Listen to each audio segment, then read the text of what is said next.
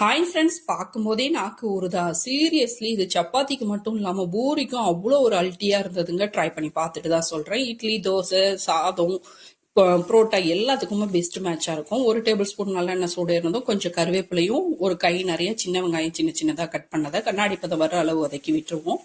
அதோட ஒரு 1/2 டீஸ்பூன் அளவுக்கு இஞ்சி பூண்டு பேஸ்ட் பச்சை வாசனை போக வதக்கி விட்டு 3/4 டீஸ்பூன் மிளகாய்த்தூள் சேர்த்து 1 நிமிஷம் கலந்து கொடுத்துக்கலாம். காரத்துக்கு மிளகாய்த்தூள் மட்டும்தான், அதனால உங்க நீட்க்கு ஏற்ற மாதிரி சேர்த்துக்கோங்க.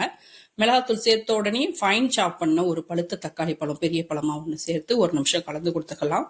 மீன்வாயில் வெங்காயம் ஒரு பல்லாரி வெங்காயம் 2, அதோட 3 சின்ன தக்காளி பழம், கொஞ்சமா 1/2 டீஸ்பூன் சோம்பு சேர்த்து அரைச்சி வச்சிருக்கேன். அந்த பேஸ்ட்டையும் சேர்த்து தக்காளியோட சேர்த்து நல்லா குக் பண்ணுவோம்.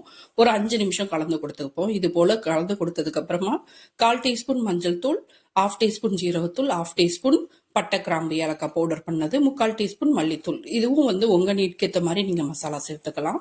முட்டைக்கும் சேர்த்து இப்பவே உப்பு சேர்த்து விட்டுருவோம். உப்பு சேர்த்து நல்லா உப்பு ஏறி இருக்கும் போது முட்டையை சேர்த்தோம்னா அருமையா இருக்கும். இப்பவே எவ்வளவு தண்ணி தேவையோ அதையும் அளந்து சேர்த்துக்கலாம். நான் மிக்சி ஜார் அலசின தண்ணியும் சேர்த்துக்கிட்டேன். சேர்த்துட்டு 1 நிமிஷம் கொதிக்க விட்டுட்டு ஒரு 1/2 குடமிளகாய் இருந்தது, அதையும் சேர்த்துக்கிட்டேன். உண்மையிலேயே குடமிளகாய் சேர்த்தது உண்மையிலேயே நல்ல ஃபிளேவரா இருந்தது. இதுதான் நானும் ஃபர்ஸ்ட் டைம் சேர்த்திருக்கேன்.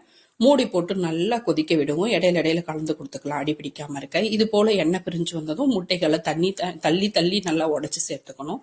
பக்கத்துல சேர்க்க கூடாது. முட்டைகளை சேர்த்ததுக்கு அப்புறம் கிண்டி விடக்கூடாது. ஒரு 5 நிமிஷம் அப்படியே சிம்லயே வச்சு குக் பண்ணணும். நல்லா முட்டை வெந்ததும் மேல மல்லி இலைகளை தூவி சர்வ் பண்ணலாம். ட்ரை பண்ணி பாருங்க. லைக் பண்ணுங்க, சப்ஸ்கிரைப் பண்ணுங்க. தேங்க்யூ.